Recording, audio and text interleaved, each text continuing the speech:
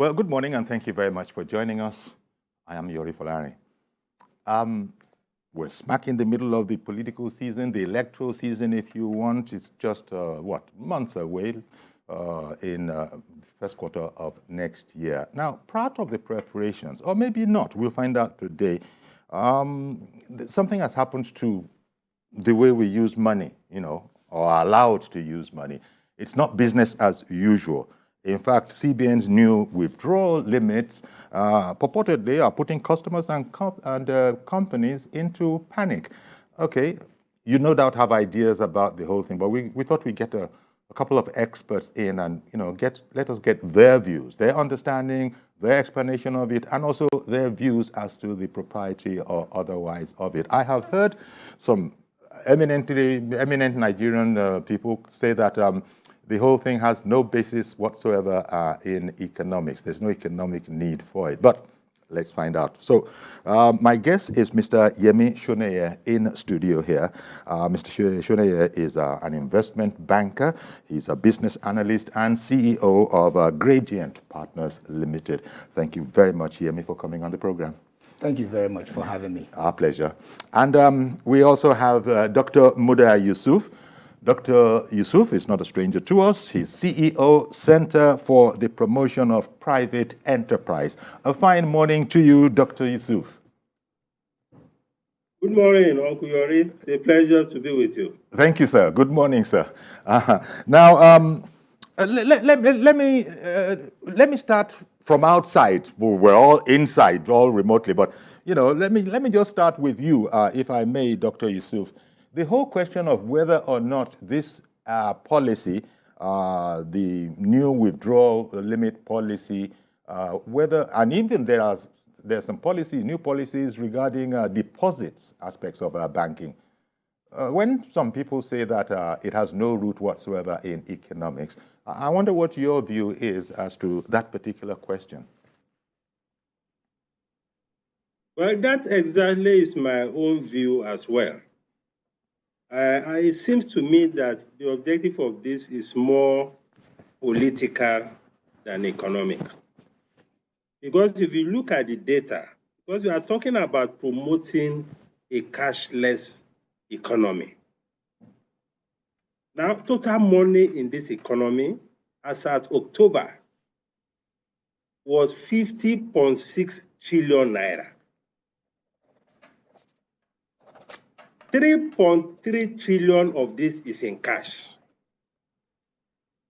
And this 3.3 trillion is only 6.5% of the total money. So what that means is that about 94% of the money is still within the banking system. So what exactly is the problem? What are we looking for? Okay, Doctor. If you look at the data generally, yes, across other jurisdictions that are more advanced, cash to GDP ratio in Nigeria is one of the lowest. It's 1.8%.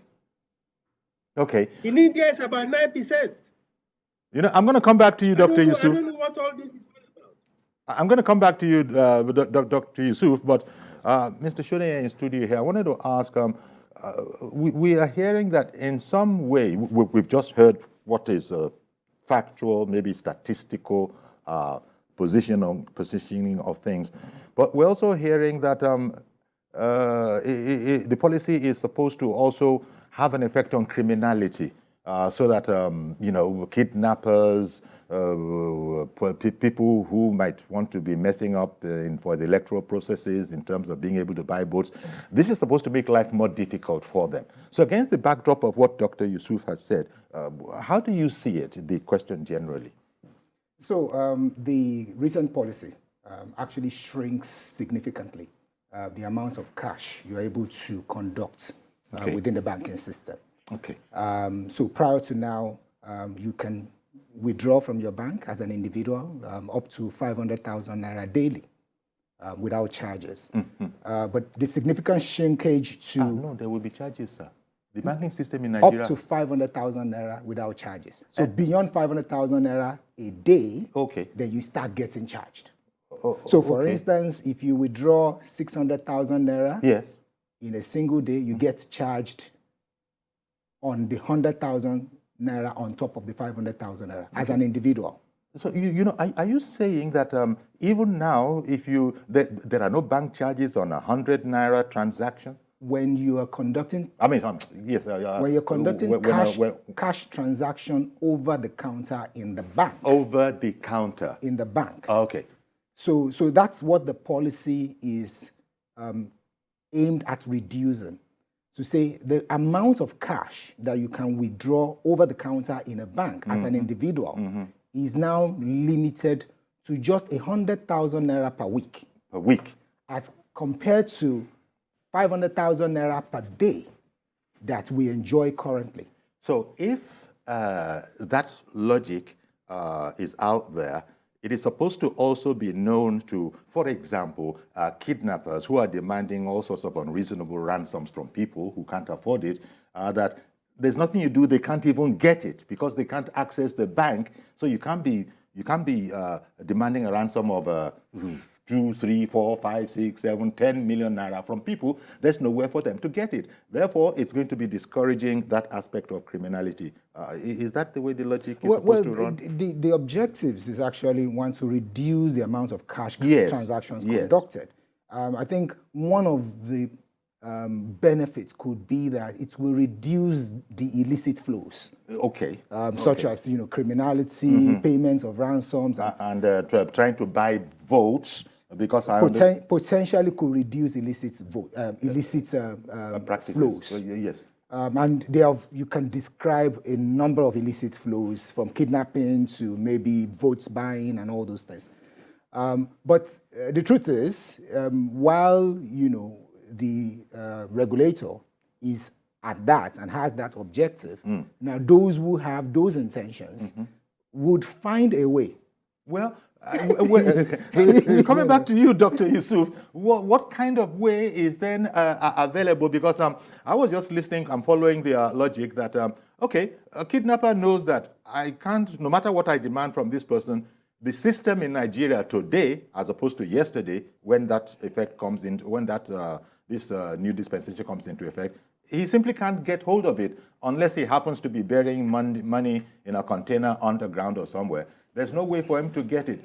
First of all, do you even see the exercise or the policy achieving the desired objective, even if, as Yemi was saying just now, it might be a secondary, but the primary one is the one you spoke about yourself, about wanting to reduce the quantum of money in the public? Well, it may achieve to some extent some of these secondary objectives. But whether we are talking about politicians or we are talking about these criminals, they are also very smart people in court. I mean, they could find a way around all of these things. Supposing they say, okay, don't bring this, go and bring dollars.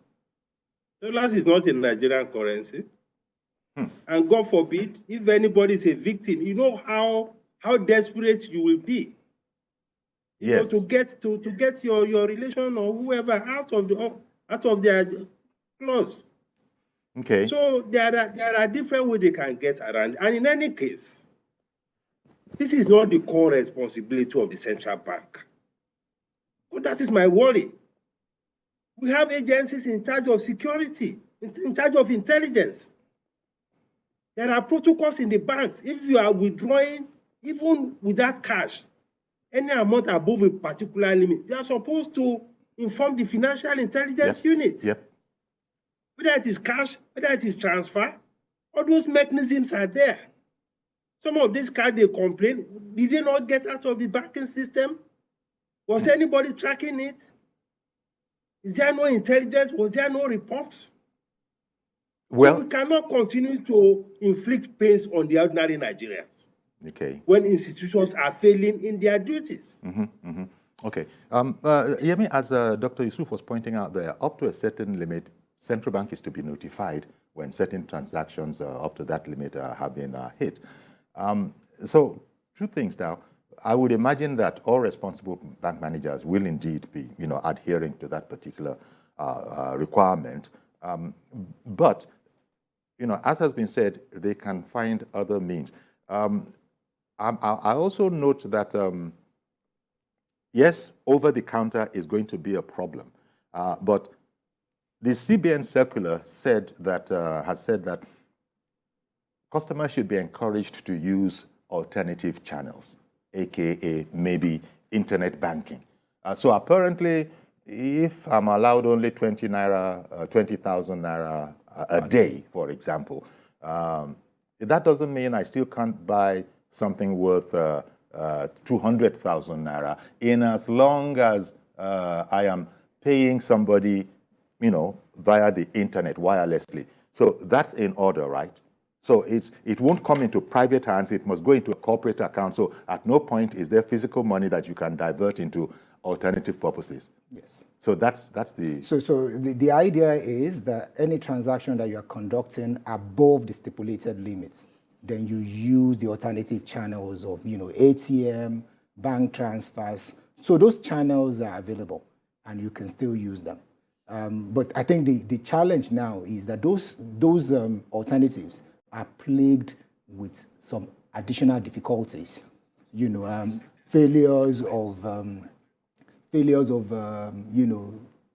when you use POS and there's a failed transaction, and when you now have that failed transaction, then you are now being told, please, can you provide another means of settling this bill? And then you try to log into your bank app, and then you have a challenge at that time, because it happens from time to time. So the trend is to default to cash because of the inadequacies of the payments infrastructure, that is supporting the alternative channels. Okay, I'll just take a quick break, very, very short. Stay with us, please. We'll be right back, and I'm coming over to Dr. Muda Yusuf when we do come back.